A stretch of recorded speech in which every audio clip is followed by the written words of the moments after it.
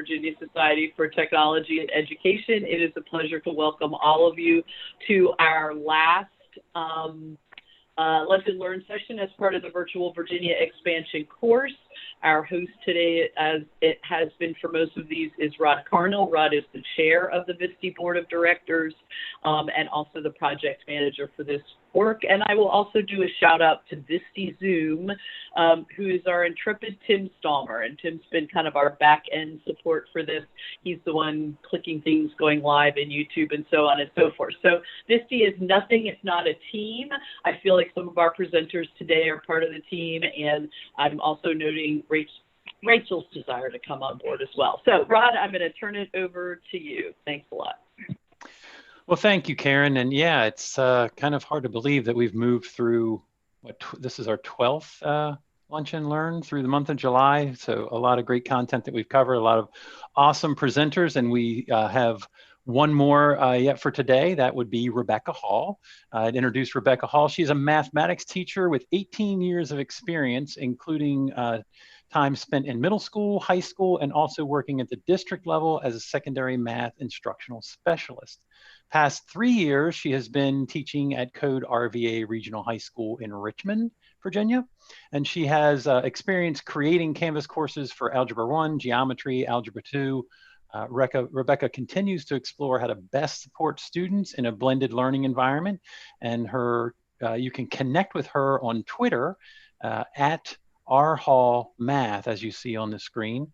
So Rebecca, we're really excited to have you here today, and we're really excited by some of the work that's being done at Code RVA Regional High School.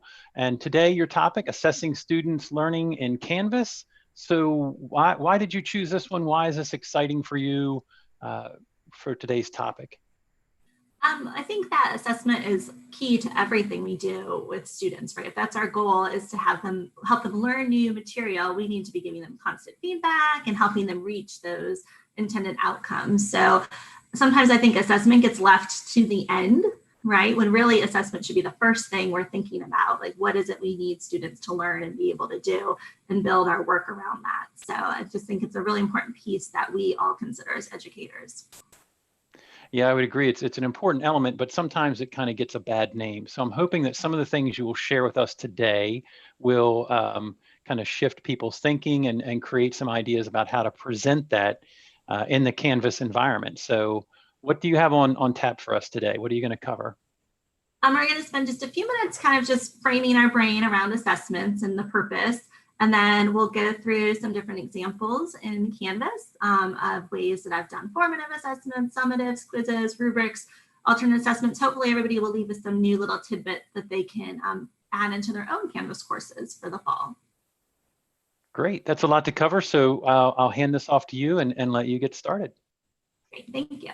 So before we get started, I'm a child of the 90s. So we're gonna take a little Zach Morris time out. Stop with the Canvas talk for a second and just think about assessments, right? So I really want you to just kind of stop worrying about all those Canvas modules I got to create and what I need to do there. But why are we assessing students, right? What's the purpose behind our assessments? And really starting with that as you start designing your Canvas courses, how are you going to build in meaningful, appropriate assessments? So that's kind of like the why. Right. And so some things you want to consider as you're creating your modules and your courses is what are the objectives and standards I need to assess students on? What are my intended outcomes for students? What are the goals? And sometimes as we move to virtual learning, you are not going to be able to assess every single sub bullet of every single standard of every single piece. You might have to do some larger kind of overview assessments to see if they have the skills and identify really what the essential skills are. What do students have to know? And start with that before you kind of answer those subsequent questions of what type of assessment would be appropriate to use. Is a multiple choice assessment the best assessment for this topic? Would it be okay to just do some type of observational assessment in a virtual synchronous session? Is it something that they could work on collaboratively, that you're using a checklist to grade? What type of assessment makes sense for the content? When are the students going to complete the assessment, right? As we all look to the fall and have different school opening plans, where you might only meet with your students virtually, which is what we're going to do at Code RVA. Or you might have some hybrid, you might have some students in the building and some students, like, when are they going to do the assessments? Is it going to be a schedule where they all have to take it on the same day? Or are you going to give some flexibility and say, I want you to have this quiz completed or this assignment completed by this day? So kind of thinking through the when of when they will do that. And then the feedback piece, right? So if we want students to continue to learn in that assessment cycle, we all know that feedback is huge. And so how are you going to be able to provide feedback that they can apply to future learning versus just at the end? So that formative piece, where can we build in all that feedback to help them apply that feedback moving forward? So just kind of thinking about all the best practices you know as teachers about assessments and thinking about that before you jump into Canvas and start, I'm going to make a quiz, I'm going to make a quiz, I'm going to make a quiz, right? And there's a place for quizzes. I'm not saying there isn't, but just why are we doing it this way? Is this the best way to assess students in a virtual environment? Is this really meeting my intended outcomes and goals? I just want you to think about those things as we go through today's presentation and when you go back and start working on your own courses. Is this the best way? Is this appropriate assessment for this content? Okay, so that's our little pre-Canvas intro, right? And then we'll talk a little bit about formative assessments first, right? So as teachers, we all know that when we are in a classroom with students in person, it's super easy to have that quick formative assessment and see what they're doing, ask them that follow-up question immediately to kind of gauge their understanding, push their thinking forward. And when you move to an online environment, some of that becomes more challenging. So I did want to just share some of the resources that I found helpful for synchronous virtual learning sessions. So not so much in Canvas, but just when you're virtually meeting with students. So at Code RVA, we got a variance from the state. So when our school closed in March, just like every other school in Virginia, and we weren't going back to the building, we were able to continue teaching and learning and assessing students through a variance that we had with the VDOE. So we were running virtual breakout sessions every week with students that the students were required to attend because attendance was being taken and they were being graded. So here's just a sprinkling of some of the resources that I found helpful in those sessions. So the way our schedule was set up is they had one, as a math teacher, they had one session with me a week. So I had to be super intentional about what I put into that one little pocket of time that I got to meet with them. But I did use a variety of tools to get that formative feedback to them immediately. So if we were, as a math teacher, I would use a lot of Desmos activities as they were answering and completing those questions in person through their computer with me. I could then respond right away, stop, pause the activity, redirect, answer questions, correct misconceptions, use some of the students' answers to guide further discussion. So all of these tools have a place. So I just wanted to point them out to you. One that the more and more teachers I talk to that teachers are not familiar with is Google Jamboard. So I don't know if anyone's heard of that, but I did want to make a little shout out for that. But I found that really helpful for collaborative work. So it was a way, it's kind of like a whiteboard, right? A virtual whiteboard, but I could assign them to multiple students. So I would have 3 or 4 students working on the same Jamboard. They could all be doing their work there, helping each other in their Google Meet session. And then I was able to jump into their Google Meet and provide them feedback right away. So if you haven't explored that, that might be something you want to look at as a way to do some collaborative work in this virtual space. So as we move kind of from what you might do in a synchronous session to what they would do independently in their online learning on Canvas, I did want to kind of walk you through some strategies for that formative assessment just within Canvas. And you'll see on this screen my own evolution, right? So I've only used Canvas for 2 years. So I am by no means a Canvas expert. I'm just sharing the experiences that I have had and learned with my colleagues as we grappled through that first year. We got Canvas maybe 2 weeks before school started. We finally had full access and could get in. So we were just muddling our way through. But I did want to point out that you can see it for this particular topic, right? Factoring trinomials. It's an Algebra 1 skill. Year 1, you can see where I had the videos and notes, and then I had multiple practice assignments, right? So those were all formative assignments, formative assessments. One of them was a worksheet that we had started face-to-face that then they went and continued and submitted a picture of. One of them was an IXL assignment, right? So just rote practice there, just getting some practice. One of them was creating a Flipgrid, right? So those were 3 separate assignments in year 1. Then when I moved to year 2, I kind of packaged my module differently. So you can see here, I had 1 practice assignment, and I'll show you what those look like in a minute. That's where I would put multiple activities in 1 assignment, right? So the benefit there as a teacher, as I'm trying to gauge student learning and gauge their understanding, is year 1, I was grading 3 different things separately. So I would go and check, listen to their Flipgrid, and then I would go and check their worksheet, and then I would go and check their IXL score. So I wasn't getting like the full picture of where the student was with their learning and what they were and were not understanding. When I moved to year 2 and I had 1 assignment to grade, I could look at all components for that 1 student at a time. And so I felt like I was able to provide them better feedback, and I was able to better gauge their understanding. So as you are thinking about creating just your formative practice, right, that you're going to give kids, and they're going to be doing some of this practice not in front of you, which we're all used to in a traditional environment. You're used to the kids doing their practice right with you, where you can give them immediate feedback. So you want to really think about how to create those assignments. So when you are looking at it, you can see the big picture. Is the student understanding or not? And how can I move them forward? So that's just kind of how I've packaged those. And then let me show you an example of a practice. So this would be a sample of what a practice might look like, right? So it's an assignment in math, of course. Any content, you might have multiple parts to any assignment, but you can see where there was different components all in 1 assignment. And as a team, we created our assignments in Google Docs, which we found really helpful because we could all go in and edit and revise, and we're in the same document live, and that's how we uploaded them to Canvas. So students would go to the Canvas assignment, and the Google Doc was embedded right there. So if we needed to make an adjustment, we could go do it in Drive. It was just, for us, that workflow worked really well. But you could see they had multiple components to complete, right, as they were practicing this skill.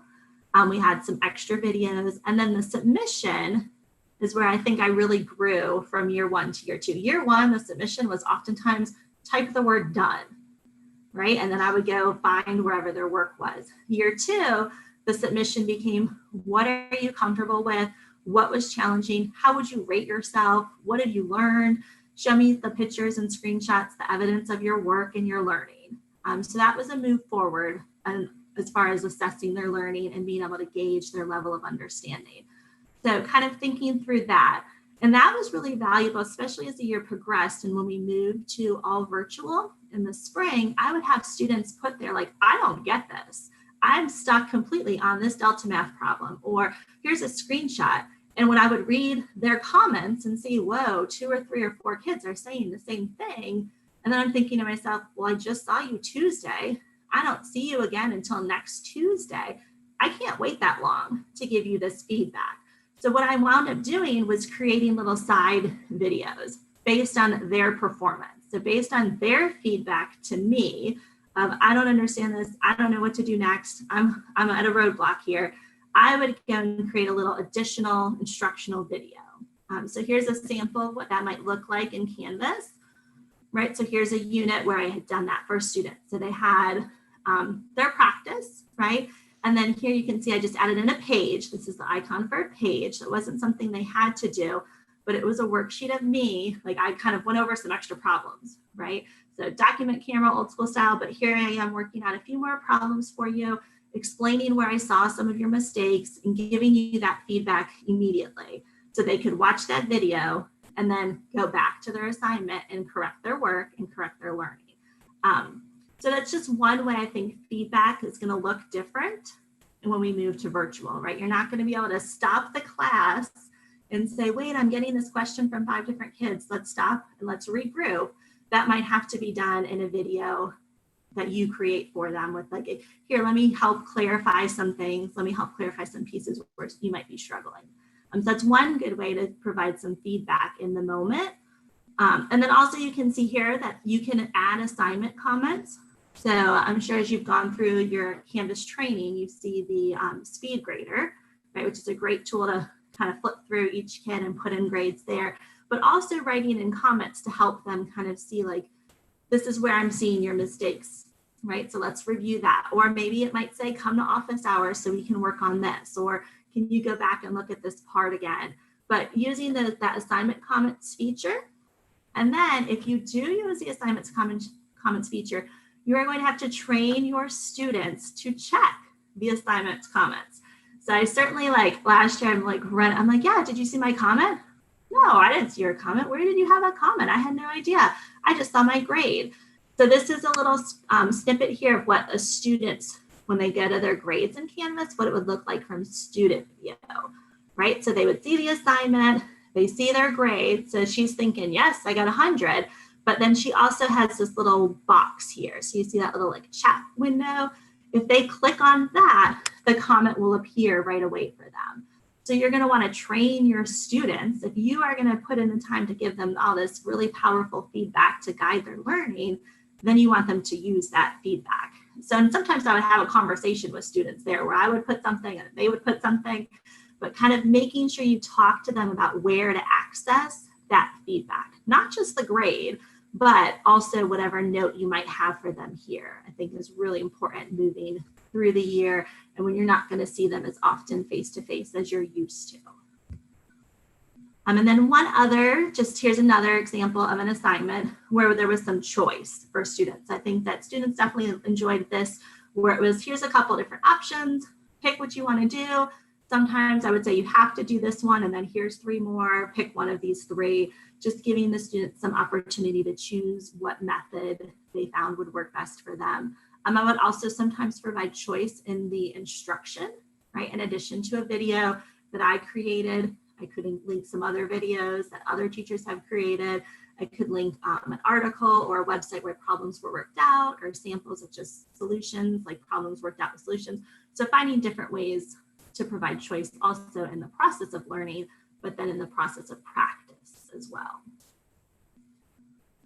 Okay, so that's a little bit about more of like the practice piece, right, and giving them feedback. And then also as we kind of switch gears a little bit into quizzes, which I would still consider a quiz a formative assessment, right? You're still assessing for learning, seeing what they know, where they need help, how to move them forward, what you might need to go over. This is an example of just using a Google form, right? So if you have resources you've already created that are solid, good resources, do not feel like, oh, I've got to create everything over again in Canvas. You don't, right? You can use things that you already have that you know was useful in your previous, like in your traditional classroom instruction, and use that. So this was a Google form quiz. So instead of uploading a quiz to Canvas and putting all of my questions there, this was what they saw. They clicked on the quiz, there were their directions, right? Show your work, here's the quiz link. It took them to a Google form outside of Canvas, right? They inputted their answers there, and then they submitted a picture of their work, right?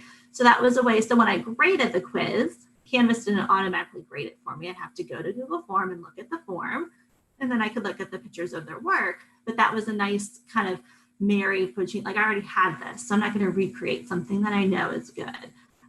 So consider that also. You don't have to add everything new to Canvas. And doing these was just an easy way, right? It's a Google form. They were familiar with that. I still had the data because I had that form, the spreadsheet that gave me how many kids missed each question. I had all that information and I had their work, but it was just as a Google form instead of in Canvas. And then, right, you can always create your assignments, your quizzes and tests, your assessments right in Canvas. So I have only used the classic quizzes, the original quiz version that Canvas has. I know they've updated. There's a new quizzes out there. That update was pushed through to us at Code RVA kind of in the middle of the year. So I was like, well, I've already been doing it this way. I'm going to keep doing it this way for now. But here's just an example of the directions, right? So, and you'll notice that this particular test requires Respondus lockdown browser, right? So Canvas does link to a lockdown browser. Your Canvas administrator, your LMS administrator would have to add that integration. but there is a lockdown browser that you can have, so then the students can't access other websites while they're taking a test.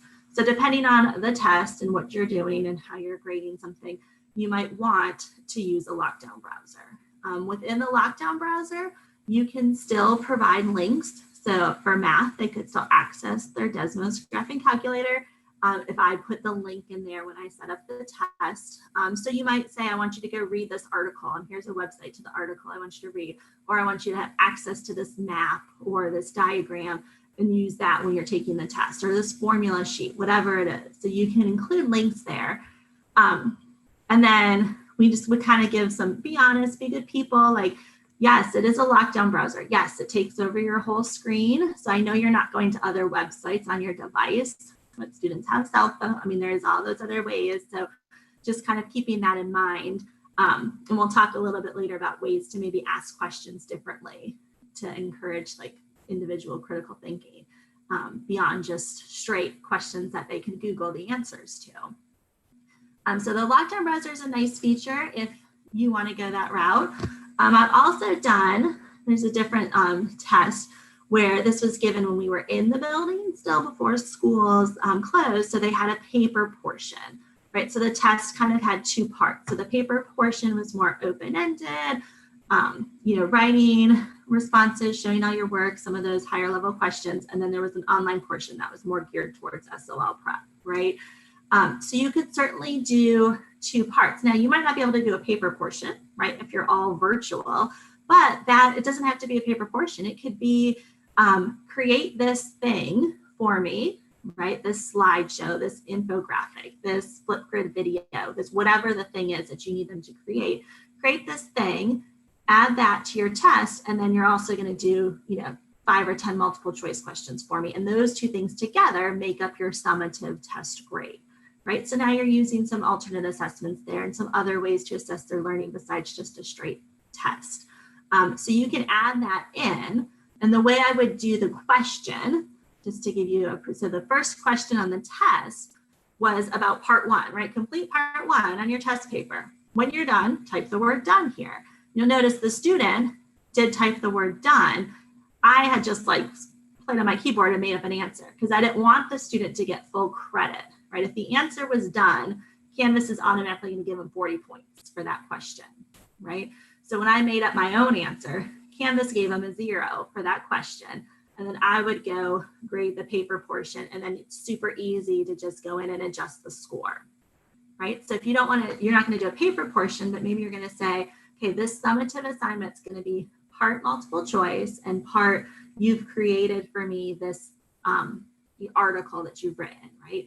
So you're going to do that. You're going to include the link, and I'm going to put it in there. And when you score it automatically, I'm going to have to go in and grade it and input the score. So it's super easy to do those adjustments as needed on your end to give them a final score. Okay, one other feature in Canvas quizzes that is really helpful is the quiz banks. So this is really nice when you're working with, especially multiple teachers in the same content. So last year there was 3 math teachers in my building that we all were teaching a geometry, at least one section of geometry. So we worked on a quiz bank, right? So we were making easy, medium, hard questions. They were dumped into the quiz bank, right? And then when we created the quiz, this is what it looks like. So when we went to questions, you could click add from bank and you could pick. So we picked 2 easy, 1 medium, 1 hard. It was a quick check kind of quiz, like a 4-question. Are you on track? Are you doing okay? Right?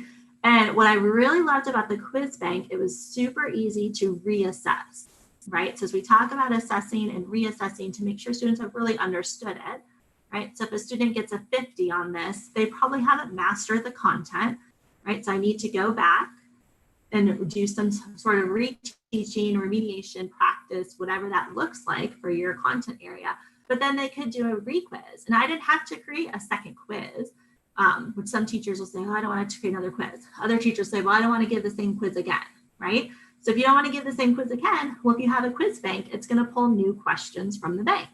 So they might get some of the same questions over again, but the whole quiz won't be the same questions over again.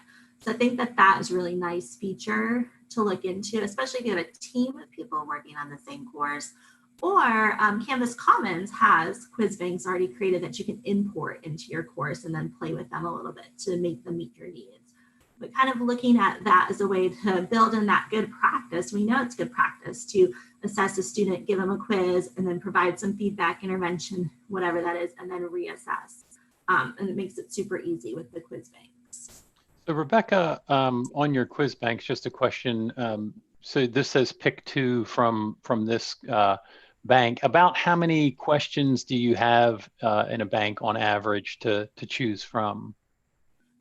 That's a great question. So when we started, right, we maybe had 8 to 10 in each bank, more in the pick two. So the pick two might have had 15 questions. So we didn't, and that was just because that's what we had. There were certainly quizzes as we were in the weeds, and like now this was 1A, it was the beginning of the school year. So we had created this over the summer. So it might have had more questions.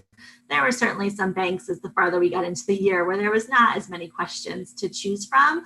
But now that we've created that bank, we're just adding to it moving forward, right? So now we can just keep growing the bank over time and add in, a new geometry teacher, add her in and like keep growing the bank, right? So it's more of a long-term, Right, but to start off with having enough to pick from it, so it does kind of randomize those, and the students wouldn't likely see the same questions again. But as you point out, even if they did, you're still getting the information that you need to use that as a formative to adjust your instruction. And those were points that you made earlier about using a variety of tools, getting that information from students. I liked how you talked about the progression of your practice across time and showed year one and year two, and especially how you pointed out that one of the things that you felt was a strong area of growth for you was the use of the reflection and getting students to identify and talk about what they had learned and areas where they were struggling. I think that not only benefits the teacher in knowing where students are, but the student in knowing where they are. So kind of exercising some of that retrieval practice philosophy around some of the science of learning and applying that to your formative assessments. So those were all good things that you shared so far. So any other questions? I know there have been a couple of comments, people applauding your work, and then also just Aaron chiming in that, collaborating with others and creating those quiz banks when you have opportunities to build those numbers up is a really good idea. This is Karen, real quick. So can you all share your question bank then back to the Commons? And it's a two-parter. Have you found the question banks on the Commons to be useful? I mean, I would guess there's a varying level of quality, but. Well, the first question, we actually, as a math PLC, we were just talking about that the other day, not sharing our whole courses to the Commons, but pieces of our courses. And I have an email into our Canvas administrator in our building, because right now the way our Canvas is set up is I can share it to someone in my building, but I can't share it to the public. So I do have an email in to ask, like, if we have that option to share, because we've talked about how we have some things we'd be more than happy to share, but we don't have that access yet. So, and some divisions will have that. And as far as finding questions for us personally, we were really particular. So we didn't use what we found in Canvas Commons, because we wanted easy, medium, hard, like our naming and labeling. Like, we're math people, and we were like really particular about every little piece of what that looks. Sure, yeah, sure. But depending on your content and your starting point and what's out there, you might be able to find something. It's a good place to look to even just see what other teachers are doing, right? Right, exactly. Thanks. I also add that so for humanities, there really wasn't much in Canvas Commons. But what we did is just we had a Power School bank that was pre-populated by the divisions. And so it takes time, but whenever I had time, I would take time just to copy and paste. You have to copy the question and the graph or the picture or whatever, and then you also have to copy in the answers. It's not just a copy quickly with a whole question, but when you get time, I would try to copy from those banks that already exist, whether it's ExamView or Power School or whatever your school uses. Start getting that copy and paste process going. It's lengthy, but over time, as Rebecca's alluded to, it's great for data and understanding where your students are.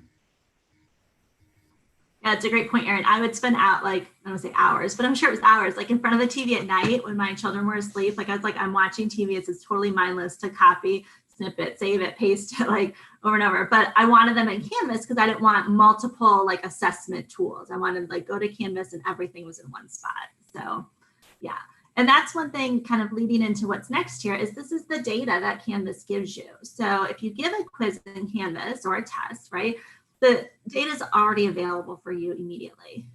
So this is in the analytics part, right? So you can see for yourself how your students did.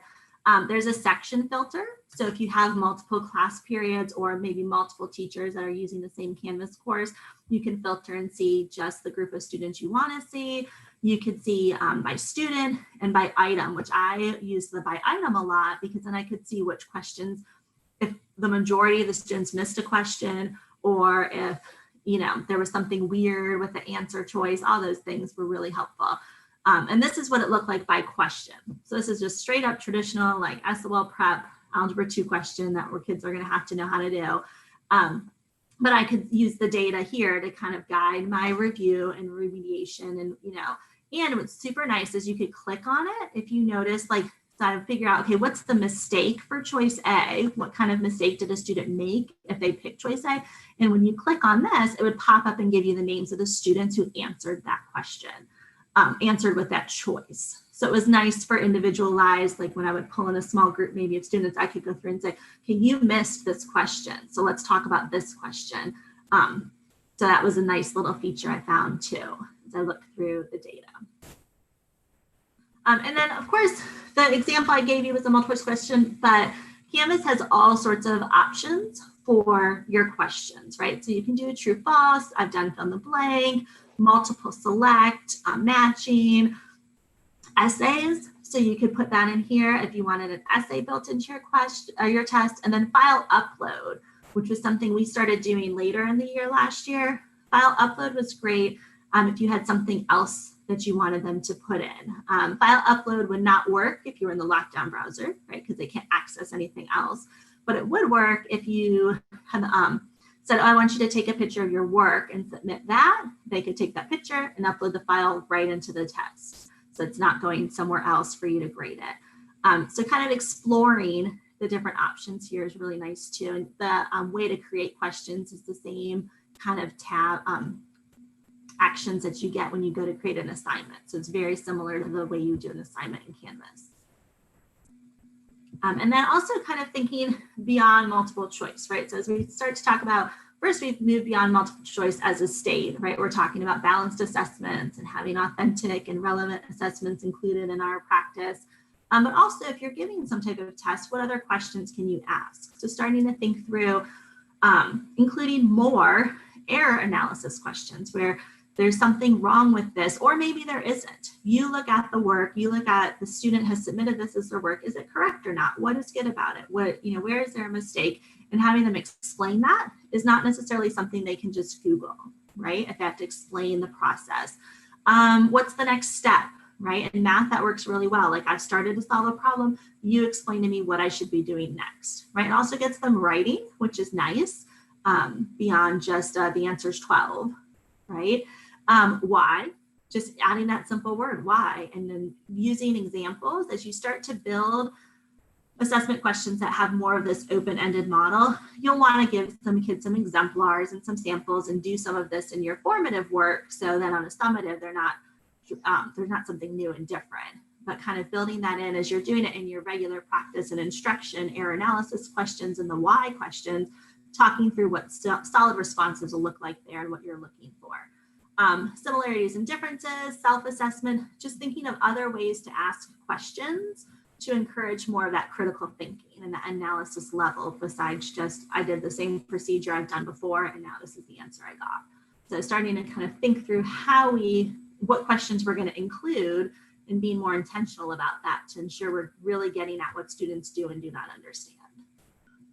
And then the next piece, so that's kind of like we think about kind of your traditional paper pencil tests, right? You're going to have some quizzes and tests in your course, I'm sure. But then also thinking about when we go back to that, why do we assess learning? kind of that big picture piece there. So rubrics in Canvas is super easy to use. So I was really surprised at that. When I first did, I was like, this is so good. Why haven't I done this before? And then I started doing them all the time. So you can add a rubric in your course. And once you add the rubric, you can use it for other assignments. So you might have a generic rubric that you create maybe for all writing assignments or for all work submissions or for whatever, right? So you can create a rubric and use it over and over again, which is a nice feature.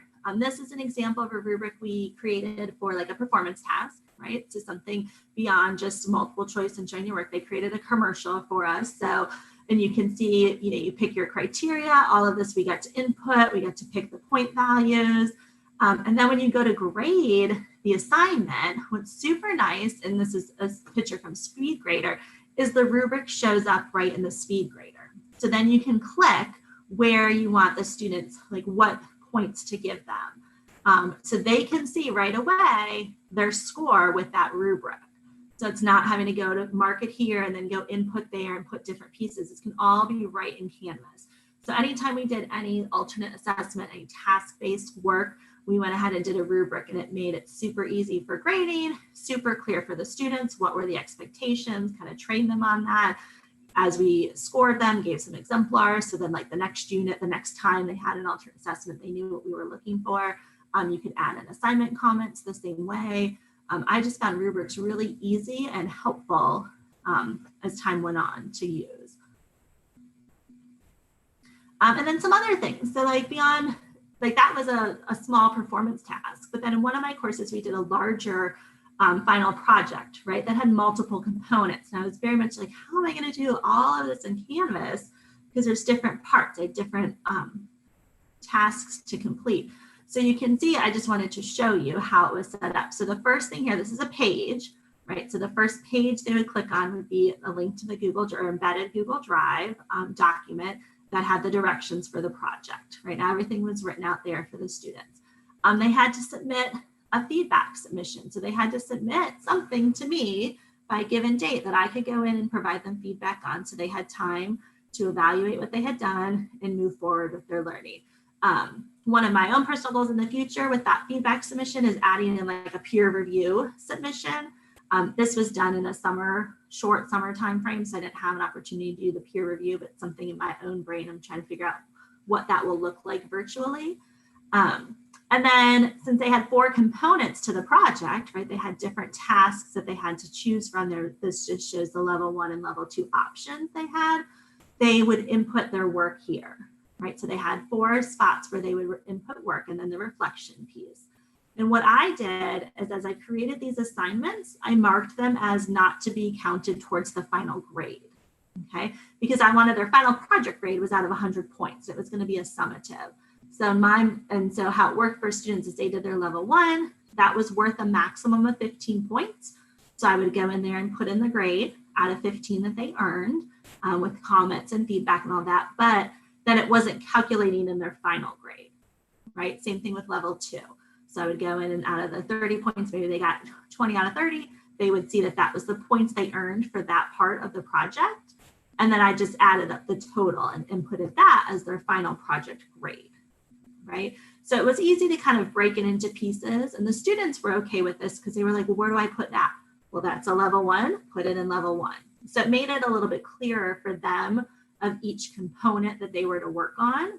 I know in the past, sometimes when I've given projects that include multiple submissions, multiple products, that kind of gets lost. They think that they've done it. They're like, well, I submitted it. And then I go to open it. I'm like, yeah, you've only submitted one thing. And there was 4 parts.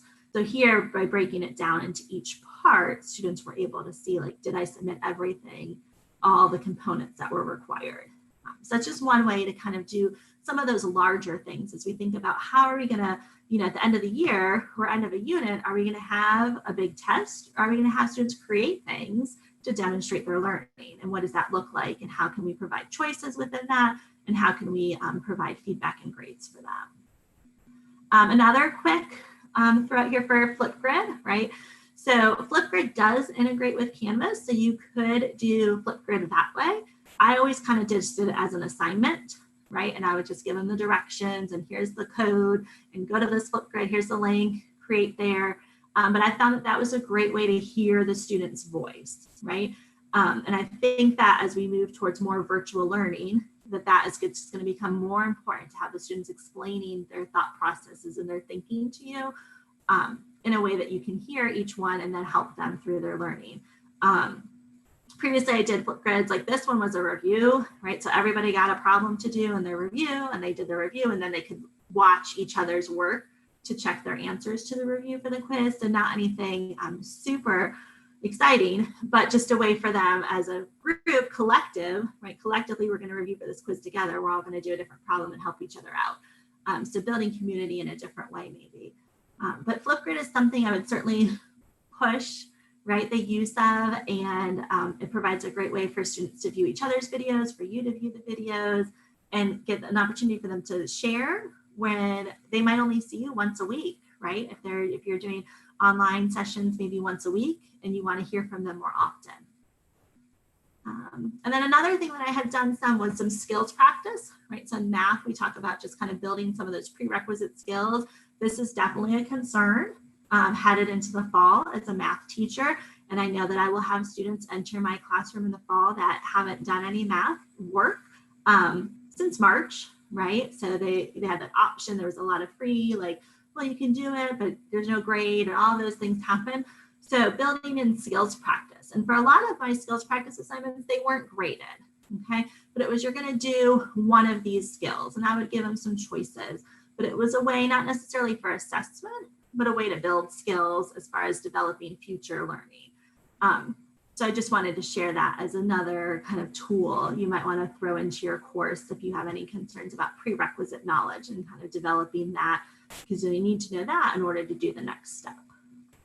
And then the last big piece here I had was some more with the self-assessment piece. I just wanted to share a few other ways that I've put this. This was in an assignment right at the very beginning of the year with my 9th graders last year to kind of help them walk them through, what do I mean when I say rate yourself, right? The example I showed you earlier was a little bit more broad, but here was like, I chose the number blank because blank. So kind of giving them that sentence starter to help them understand like complete sentence, capital letter, period, and fill in the information as appropriate. So there's different resources out there, right? I know in person, a lot of times you could just kind of do the thumbs up, thumbs down, you know, like, are we good? Yes, we're good. Some teachers do like the 5, 4, 3, 2, 1. Like there's quick ways. Well, now if you're not going to be in person with them, you still want them to kind of rate their understanding. And it would be interesting to see students who would say, oh, I'm a 2, but then they would do everything correctly and could do the upper level questions. And I was like, okay, but you know, you feel like you are 2, then we need to work on confidence maybe versus just content. And then I also have done this, and this was in a test, right? And this one, I'm not sure why it says 100 points. It would be where the 0 points, but you could add this into a test, right? So how are you doing in this unit? What's going on? You can put that in a test as a question. I've asked in a test question one time that was just like, how'd you prepare for the test? How do you think you did? What do you think your score is going to be? Just to kind of build in that self-reflection piece so they're developing that kind of learning about their learning, right? So how did you prepare? What did you do? And then how did you do? And now let's go back and look at what you responded. A few other things here as I kind of reach the end. I did have, this was kind of a resources page for students, right? So this was my very first module, right? So as you are helping students, and Erin talked a little bit about this yesterday, we at Code RVA, we all created like a navigating our Canvas page, a video of us kind of walking families through and helping students and parents know where to go, how are things set up, where do I find my assignments, where do I find my calendar, what that looks like. So I would definitely encourage that. It was certainly helpful. It's kind of a first thing, like kids opened it and they're like, what do I do? Start here, do this one thing first. And then we also, I had some students help me too with some of these how-to videos, right? So if you have students with Chromebooks or they're using the Canvas app on their phone, kind of just some steps of like, how do you do these things in Canvas, right? So they can learn. If they've never used a Chromebook, they might not know how to take a screenshot. If one of your assignments is submit a screenshot, or if you want pictures of their work, what do you want their pictures to look like? And what do how can you do that? So just kind of creating some resources here. There's also resources on the internet and things you can find out there that other teachers have created. But I think since we're starting the year virtual in most instances across the state, it's really important to build in like, what do we need students to know as we kind of develop norms for this new learning environment, and what skills are they maybe not going to have that aren't related to your content, but technology things that they're going to need as they work through Canvas. So kind of starting there. I know one of my colleagues suggested, and I think it's a great idea, I'm probably going to do this too, is having like a module 0 or unit 0, where it's not content for your course, but it's content to get you started. So maybe this year, instead of calling it helpful resources, I would call it module 0 and put some assignments in there. You know, practice taking a screenshot and submitting that, practice going to Drive and inputting something, just so they can learn how to do those things. And then of course, as I said at the beginning, I'm by no means an expert. There's so much more out there to learn. I know for me personally, I want to explore more about new quizzes. I do have some colleagues that work in a nearby division that keep talking to me about Canvas Studio. We don't have that Code RVA, but if you do have that, it looks pretty cool. So that might be something you want to explore. I've mentioned in my own kind of process through this, how to incorporate some more peer assessment, which I would do a lot face-to-face, right? In a classroom with students where they could work with a partner, but kind of figuring out what that looks like virtually.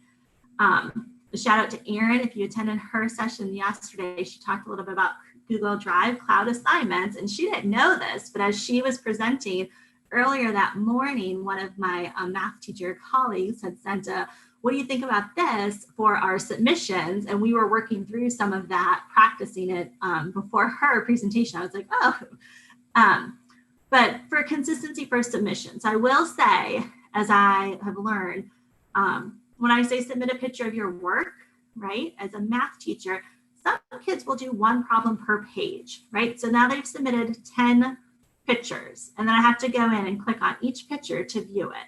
Other kids are neat and organized, and their work is beautiful. And it's all on one page, and it's nice and perfect, and I can see it all. Other kids, like their picture, you get a lot of different pictures, right? And then you got to train them how to do that. So we've talked about, and I think this is where we're going to move next year, is kind of with the assignments, creating a Google Drive, a Google Doc that's where their submission goes. So if I want them to submit screenshots, if I want them to submit pictures, whatever it is, it's going to go into that Google Doc, right? And so then when I go to grade that assignment, the Google Doc is there with all their pieces, their self-rating, their reflection, all in one space versus me going and clicking on 5 different files to look at to see their work. So I'm excited about that opportunity, especially as we're talking more kind of leaning towards portfolios and student growth and showing me what your work was like maybe at the beginning of the year and now how you've grown. And if we do this Google Drive, Google Doc idea, then we would have, the students would have easy access to what did your work look like in September? And these were some skills you struggled with, and now what does it look like now? And how have you grown, and where, where have you made improvements in your learning? And then these are just 2 other little Floop is like about feedback loop, right? I've watched a little bit about it. I've seen a little bit about it, but haven't played with it a lot yet. And then Satori, there's a lot on that one about more humanities, English, but there's also within there, as a math person, there is some great resources about how you can maybe use that in math for some reflection, student reflection and growth and portfolio work. So both of those are just there. I know we're inundated with like 8,000 different resources, but those might be things you're interested in kind of checking out if you're on the further end of Canvas use and you're trying to hone in on your practice a little bit and up your game. If you're starting out, just start out. It is okay. The baby steps. Like I think about what we did 2 years ago and how much more we still have to do. So this is a long process. Give yourself some grace and just know you're trying your best and you're going to do what's right for kids. And just take a deep breath and do something, right? Even small steps. And as we kind of look, so we've kind of gone over quite a bit of information today. We did a little bit of just like reframing our brain, thinking about why are we assessing? So as you add all these new things to Canvas, what's the purpose? What purpose do they serve if our goal is student learning? Am I just making a quiz to make a quiz, or am I making a quiz because I'm going to be able to give kids good feedback to help move them forward in their learning process? And then there's a bunch of resources there, of course, for you. Some of those are some videos and things about how to do rubrics and quiz banks and Canvas and stuff, as well as just some articles on assessment and virtual learning. And then of course there's my email address and the link to the slides. So if you need anything or have feedback or questions, I'd be happy to answer them now. But of course, feel free to email, connect on Twitter, check out the slides. This is Karen. I made a couple comments in the chat for folks as somebody who's been doing online learning for a long time, and I think your comment about just do something, take a step and get started. But I want to assure people you don't want to set up your whole course even for the whole first semester. Do a module, get feedback from the kids, but if your students haven't used the tool, you're certainly going to have to help them learn it. One of the biggest injustices ever done was that digital native, digital immigrant kind of thing. Kids might be able to use Snapchat and TikTok, but a learning management system is a big piece of software, and they're going to need guidance in doing it. And if you don't work in time for that, if you think, oh, it's week one, we're plunging into content just like we would in the regular classroom, I think you're going to struggle for the whole year. So I know you guys have those videos and things. Are there other tips that you help with the kids or those kinds of things? Right. I think our year is definitely, I was just talking to one of our new teachers and about, well, where do we start with the math? I said, I don't think we're going to start with the math. Like there's going to be a lot more relationship building, a lot more time spent on how to do this virtual learning. What should your learning space look like when you're working from home? What should it look like when you're in a breakout or a virtual environment? What are the norms and expectations? So there's going to be a lot more of that happening this year. And then it will build in Canvas. So like, that's why I really like that idea of that first module being like module 0. That's more of getting to know activities and resources and ways to navigate Canvas, practicing some of those things with students instead of just saying, oh, you'll figure it out. Because if they don't figure it out by the end of that first week, we're in trouble. So we need to take the time to kind of stop and teach them how to do what we want them to do online. We're so good at teaching kids the routines in our face-to-face classrooms, where to turn in homework, how to ask to go to the bathroom, whatever, both those kinds of moving around routines, but also our instructional routines. This is how we get into groups. This is what we do. And I think as teachers, we do that so naturally after the first couple of years of teaching that we forget that we're going to have to redo that. And the kids are used to it too. And most teachers' routines are fairly similar. But yeah, I think the research I've done says by the end of September, you as a teacher have routinized, if that's a word, like 80% of what you do in your classroom. So the kids, it's not a surprise every day. There's not, you can surprise them with some stuff, but they know how to do things. So I think that's going to be a big issue as well, is just getting those routines in place. And I think, Erin, yesterday you mentioned, maybe across departments or across grade levels, you have some standard routines as well. So every class every time I log into a different Canvas instance, it's not a complete retooling. So. Right.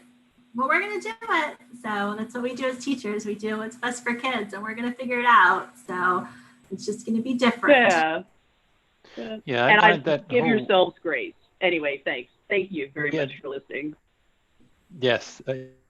Thank you for all those tips and resources and sharing your experiences and your expertise. But that module 0 pieces, we talk about the benefit for students in learning that interface and where things go and how to navigate and all those kinds of things, but also realizing that many, many teachers are going to be new to this as well. And there's the opportunity to put that in place and move through that module 0 with low risk, because you're not focused on that content as much as you are on the processes.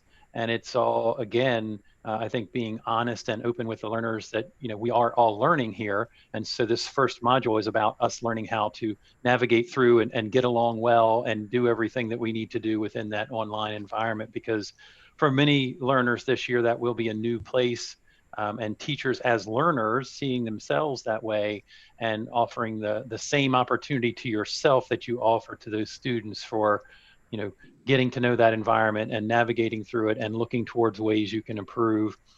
Students, we know the power of reflection for them, I think, as instructors and learners in this environment, to stop every once in a while and reflect on the progress that you've made, and also set small goals for yourself in how you will begin to improve that online learning experience for yourself as well as your students. And both yesterday and today, some tips shared on how to streamline some of those processes and set things up for you to have a little bit easier time in either scoring or grading the assignments and providing feedback for learners. So those are all valuable lessons learned from people who have moved through this and have some experience teaching in this environment, whether it be completely online or blended, as the beginning of last year for you all were. So yeah, so thank you again, Rebecca, for sharing. I don't know, are there any other questions for Rebecca as we finish up? You could drop those in the chat if there's anything else.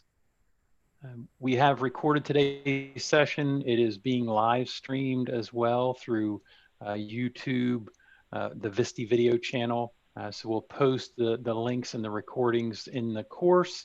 We'll also post a link to the presentation that was shared today in the course, and encourage you to reach out to Rebecca. She's featured her email address here, but also I'll put in the chat. So at rhall_math on Twitter, because we've talked a lot about continuing the conversations in the professional learning network. Many of you, as you finish out the modules within the course for the Train the Trainer course, there's an opportunity to sign up for participation in that professional learning network as we move beyond the course and into the school year, continuing to support one another in learning this interface and being able to bring a great learning experience to students online. Connecting with others that are a few steps ahead or might be able to help you find answers to your questions is a good idea. So Visti encourages you to take advantage of that opportunity within that professional learning network.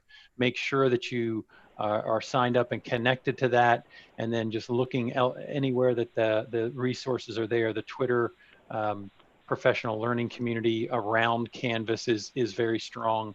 Many of our presenters have been sharing their resources out through Twitter. So we just encourage you to connect with them, collaborate with each other, and then ultimately contribute back to that professional learning network and everyone's progress as we move forward into this school year and the challenges that we face, knowing that you're not alone in taking those on, and that there are plenty of resources out there. So thank you again today to Rebecca, Karen in the background, Tim in the background, making things happen for our session and our live stream of that. And for all of you attending, thank you again, and reach out to us through the course and look for other opportunities that will be coming to continue your learning. Thank you again. Hey, and this is Karen. Can we get a huge shout out for Rod Carnell, who has been coordinating these and hosting these? You are awesome, my friend. Thank you very much. I noted in the chat, as you see needs for additional trainings, please let us know what those might be. You know, in your school division, you would like a whole thing on embedding. We can get a trainer to come in, or one of us can come in virtually and maybe work with you during your August PD to start doing some customized kinds of things. We know special education is an area of need. We know we want to keep focusing on accessibility, but as you guys are on the ground getting started, you know, what would help? I actually thought a course creation party might be fun, right? Like we all get together. This is the kind of geeky life I live. We all get together on a Friday night with a beverage of choice and start putting our courses together. So we create that module 0 together and then maybe start on our first module. I thought that might be a fun thing to do. And then my husband rolled his eyes at me and said, other people have lives. But anyway, but you know, as you see those spots where you need some help, please reach out to us and let us know. We've got great folks like Rebecca and Aaron out there, and certainly the other presenters that we've had. But finally, thanks so much, folks. And one more shout out to Rod. Thank you so much, Rod Carnell. I could not have done this without you. And I know great stuff is coming down the line as well. So keep an eye out, folks. But yay, Rod. If you have your reactions, you can do your little clapping. Thanks, Rod. Thanks, everybody. Thank you. Thank you so much. Bye-bye, everybody. Thanks again, Rebecca and Aaron.